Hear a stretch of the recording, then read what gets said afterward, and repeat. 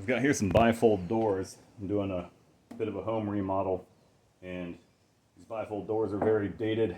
These are from mid 80s. I've got some pretty bad plated brass fittings and hinges and everything else. So I was going to replace them, and then I started looking at the cost of bifold doors and found out, like most things at Home Depot and Lowe's, that you're paying a huge price for a vastly inferior product. And these are good doors, well built, pretty solid. So I'm looking at several $100s per set to replace these things. So I started thinking about ways I could update them and make them a little more attractive to go with the new motif. So what I've come up with is taking some 1/4 inch ply,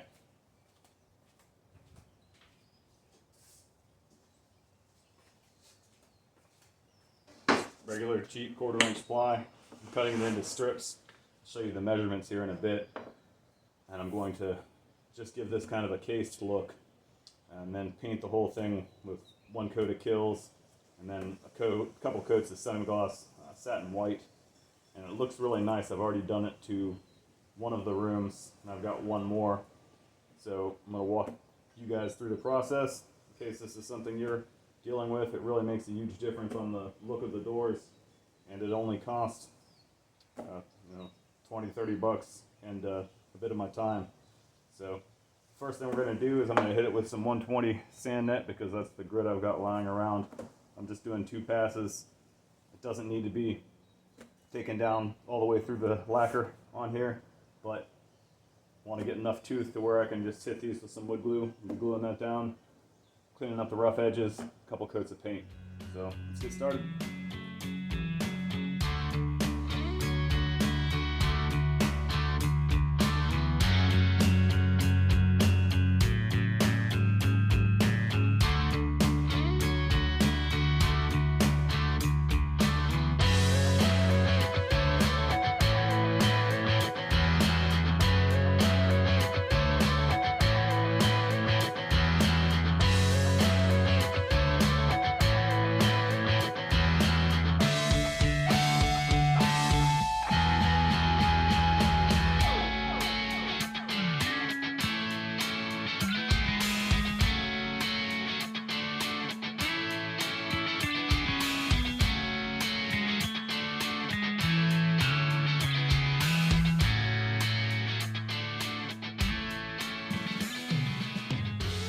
Alright, I've got here a 1/4 inch ply. We're going to be cutting this into strips. It'll be a 4 inch strip at the top, 4 inch strip near the middle, and a 6 inch strip at the bottom. And then there'll be a 2 inch strip on the outside, and then a 1 inch where the doors meet to create a 2 inch strip. And so a 2 inch on the outside of those. It'll make more sense as we cut them.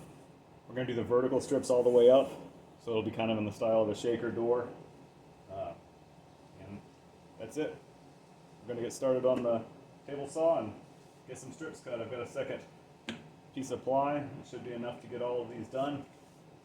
The stud that comes out of these normal bifold doors is too short to go through this 1/4 inch ply and then also have a knob screwed onto it. So we're going to be cutting that off and then just inserting a longer screw all the way through the panel.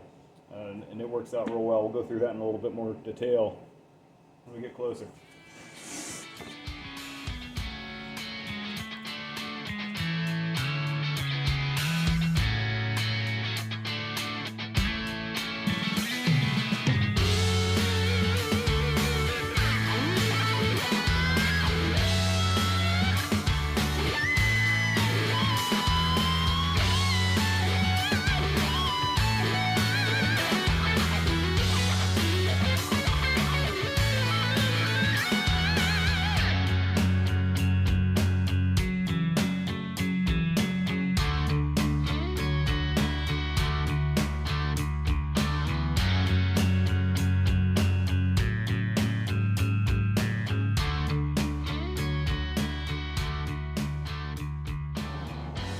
Alright, we got lots of cuts made. Do yourself a favor and measure some of these out before you start cutting your board, or you'll end up with too short pieces and have to make up some distance. But The good part is this is all getting primed and painted, so it doesn't make any difference if you make mistakes, unless you're super OCD like me. But when you're cutting the cross pieces down to the proper width and just laying this first door out to see what we're dealing with, another thing to note is do yourself a favor if you've got a cheap table saw like a Ryobi or any of these Craftsman or anything, get a 10-inch Diablo blade for 20 or 30 bucks from Home Depot. It makes it into a totally different saw as far as how clean it'll cut ply and how fast. So definitely worth the extra money.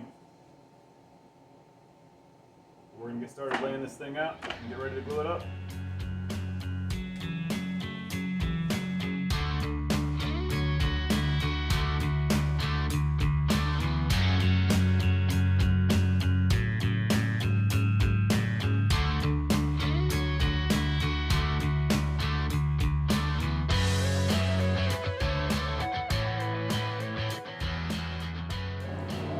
Now that we got this all cut, I'm gonna start gluing.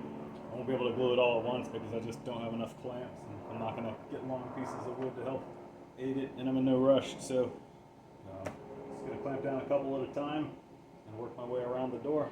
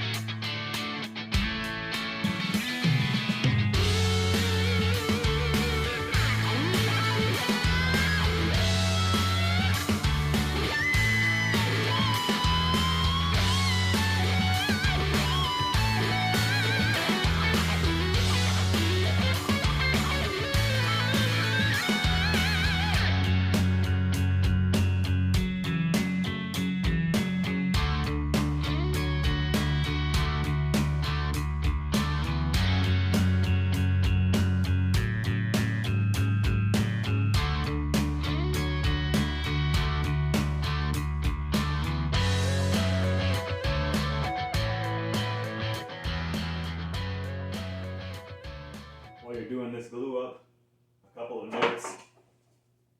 I'm not covering this whole piece of ply in glue. It's a waste of glue. There's absolutely nothing structural about it. You don't want much squeeze out because it's just wasted glue again. So I'm just putting a thin strip around the outside and then a little bit on the inside.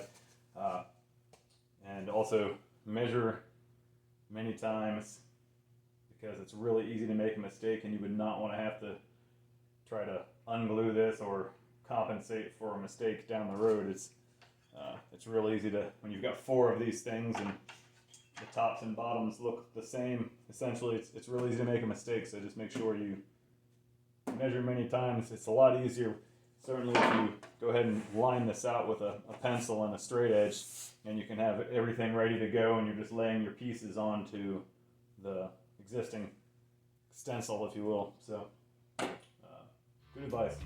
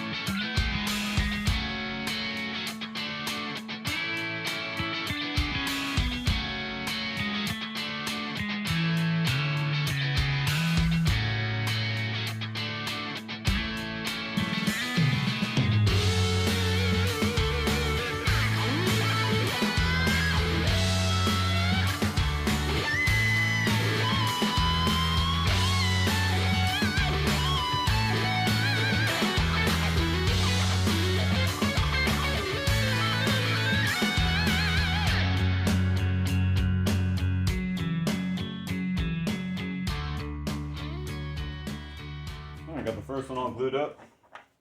It's been clamped overnight. I'm going to go over all the edges lightly with a sanding sponge just to clean them up. I may go around it one time with an orbital to take it round over the edges just so that they're not so sharp if you bump into them or whatnot, or if you get chipped. So the next 3 are going to be pretty much the same thing. So just going to speed through them. After that, we're going to get on to some Kills oil-based primer and then a coat of color.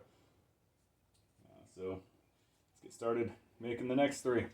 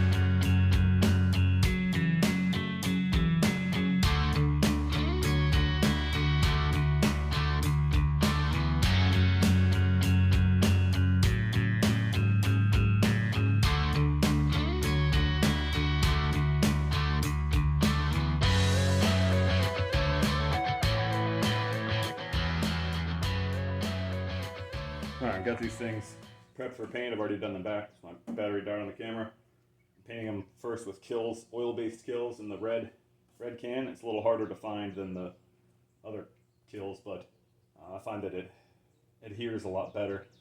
And instead of using a paint and primer combination, which I find chips more easily on doors and stuff, so when you paint the base layer with Kills primer, it seems to not chip off and flake off and leave a mess. So that's what we're going to start with, and then we're going to top coat it with some just bare satin white that I've got laying around.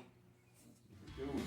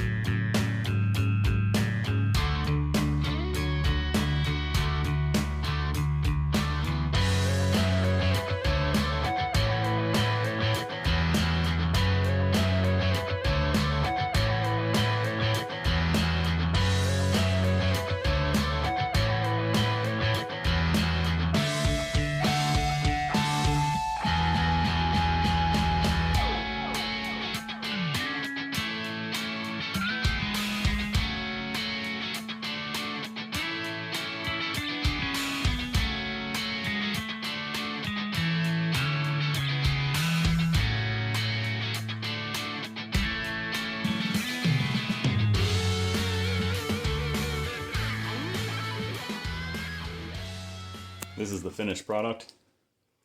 This video is not about installing bifold doors. I spared you that part.